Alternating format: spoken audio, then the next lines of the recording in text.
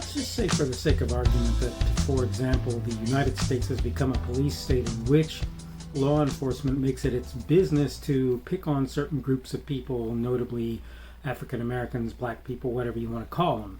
Let's just say that that's true.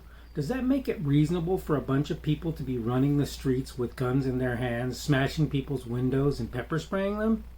Does that make that reasonable?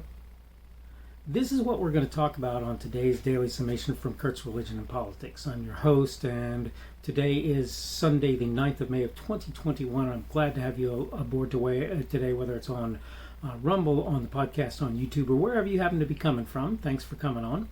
And the subject of today's little piece is going to be fitting reactions. When a person wants somebody's shoes and is willing to shoot that person for their shoes, I'm sorry to tell you this, that person is not, quote, guilty of a fitting reaction to their desire. It's lovely that they have the desire, but the desire doesn't suddenly magically give them the right to go ahead and shoot somebody for their shoes. I wanted to sort of cover another aspect of this, and it's the aspect that I'm going to talk about that I talked about in my notes today. Here we go with the notes. Here they are. You can spend your whole life talking and worrying about things that are not serious problems. You can also allow yourself to become convinced that insignificant things are actually important. For my part, I have no intent to allow this to be my path forward. To me, you should probably think about taking the same approach. I get that things can get completely overlooked. Lots of the time I have to ask the question, how bad a thing is that when those things are often barely worth discussing in the first place? Now let's be fair. There are people out there who are trying to draw attention to things that are not super serious, but they're important and they're necessary to talk about. I cite as an example premature birth. Is it a serious thing for the people who go through it?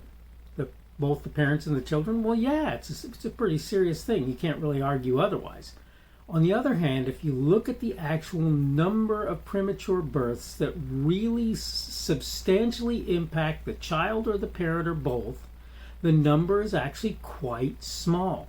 I don't say this in order to belittle what those people go through, because what they go through is a horrible and difficult thing. But that having been said, what I'm trying to get across is there's only so much attention that really ought to be paid to something like that. Now, if we can fix it, if we can find a way to fix it to make things better, that's fine, that's great, right? And I'm not against that.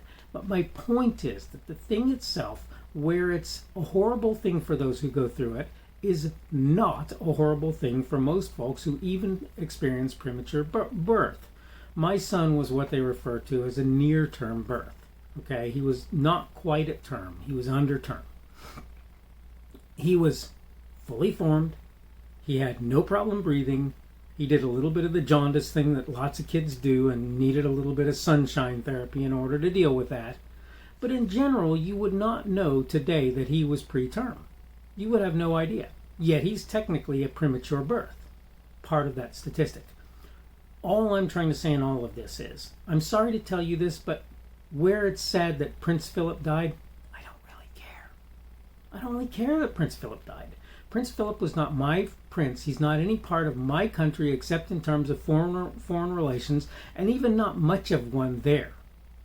Okay? The fact is the Queen is more involved than he was, and the reality is that's how that ought to be. And in fact, more true even yet is the fact that the Parliament and that the members of Parliament and the Prime Minister are really the important people in Britain with regard to foreign relations with the United States.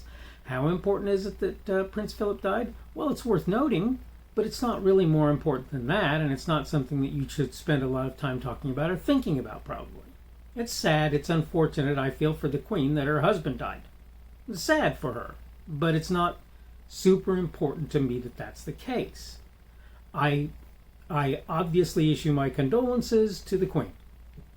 Okay? I do that. Yeah, that's right.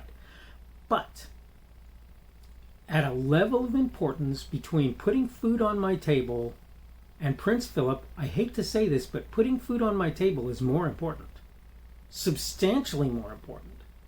Now, there are people for whom the death of Prince Philip was a more substantial thing by far than it is for me.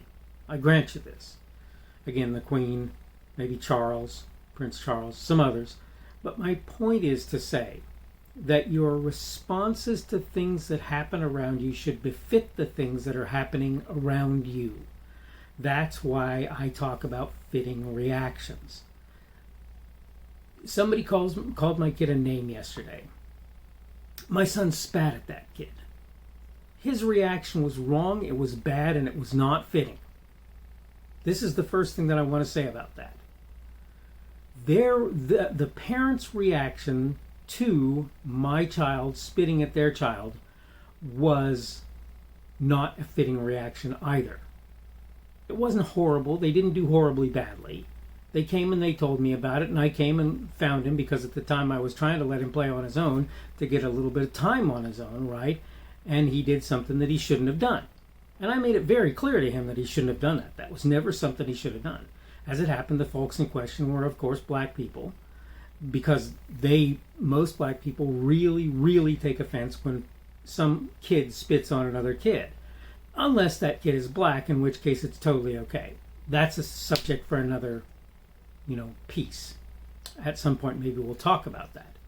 My point is, you don't know my kid from Adam, and what you don't know about my kid, besides that it would fill volumes, what you don't know about my kid is he's moderately autistic, which means he doesn't really understand the significance of what it is that you are concerned about. You tell your kid, nobody should ever spit on you. If the kid is moderately autistic who's doing the spitting and he really doesn't understand what he's talking about, I'm not saying he should be encouraged to spit on you, but I am telling you that it's ridiculous for you to spend very much time worrying about it. And it's ridiculous for you to have to feel like you have to come to me and dress me down because my kid did something he shouldn't have. I get it, okay? He did something that was inappropriate. Yeah, he's autistic. He's going to do things that are inappropriate. And I'm going to try and catch him, and I'm going to try and stop him, and I'm just not going to be able to do that every time he does something. I'm not saying that makes it right. I'm not saying he shouldn't be dressed down for it. I'm not saying that I shouldn't deal with him as a result of it. I'm not saying he should be spitting on your kid whether he knows what it means or not. I've already told him spit in the grass, on the dirt, and only when no one else is around. I've already told him that. He knows that. That doesn't mean he's always going to act right. Your kid always act right? No, huh? What do you know about that? Well, of course, mine's not going to either. That doesn't mean we don't work towards getting them to act as properly and appropriately as possible. But the point of all of this is, my response to what they did was what I consider a fitting response. I basically told him, if you can't not do that, we have to leave. And in fact, I started him on the road to leaving as a result of what he did. I consider that to be a fitting response. I told him, you don't do that, not to anybody. I don't care who they are. I don't care what they've done to you. His argument was, well, they kept calling me ugly. And my argument to him was, then get away from them. My statement to him was, get away from them. Fitting response. The fitting response is not to hit him in the face. The fitting response is not to spit on him. It's to get away from them. So a kid spits on you. What's the fitting response? Get away from them. That's obviously not some kid you want to be dealing with. Okay? But the fact is, I can imagine what happened with my son. I wasn't there, so I don't know for sure. This is a guess. This is total conjecture, and I want you to know that. I can imagine what happened to my son. He was sitting somewhere, playing somewhere, doing whatever with one of his toys, whatever. He's sitting there, and other kids are calling him ugly.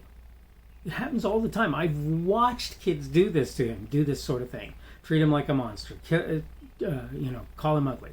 He doesn't look any different than any other kid, but he responds and reacts differently. And this makes him a target to other kids. They think he's stupid or whatever. That's not true, but that's what they think.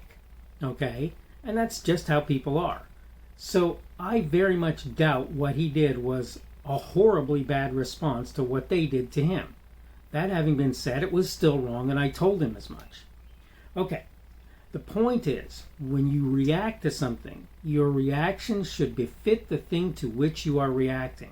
Prince Philip's death, sad, tragic, unfortunate, not entirely unexpected. That's life. No more reaction from me than that as a rule. Condolences to the Queen. Okay, hope you're out doing good today. Hope everything is going well for you. Today is Sunday, is the beginning of the week for those of us that consider ourselves to be Christian. Glad to have had you along today, whether on Rumble, on the podcast, or on YouTube.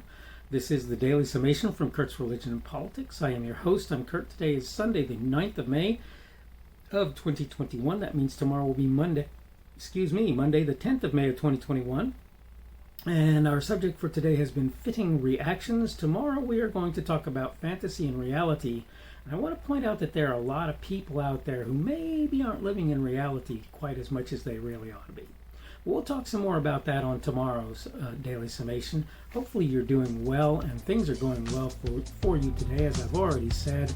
And hopefully we will see you on tomorrow's Daily Summation.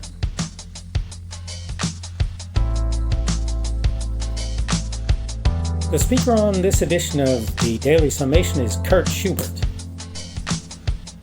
This video was recorded on Sunday, the 9th of May of 2021. The Daily Summation is created for Kurt's Religion and Politics.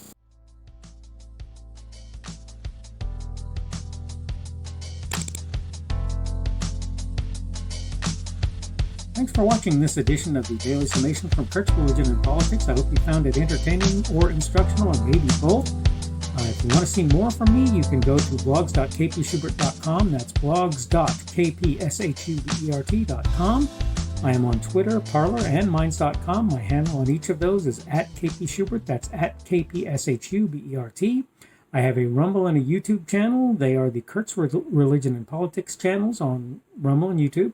I have a Facebook page. The Facebook page is Kurt's Religion and Politics as well. I am on Patreon. If you want to support me, that's one of the better places you can do that. And you will find me at Kurt's Religion and Politics on Patreon. I have a podcast. The podcast is podcasts with an S. .kpschubert.com. That's podcasts.kpschubert.com. I think you should be able to find me with relative ease on Apple Podcasts, Google Podcasts, and Spotify as well. The best way I find to do that is to look for Kurt's Religion and Politics. You can try to use the Daily Summation. I find that it doesn't work as well as a general rule, but you can always try that. I'm glad to have you aboard today, and hopefully we will see you again tomorrow.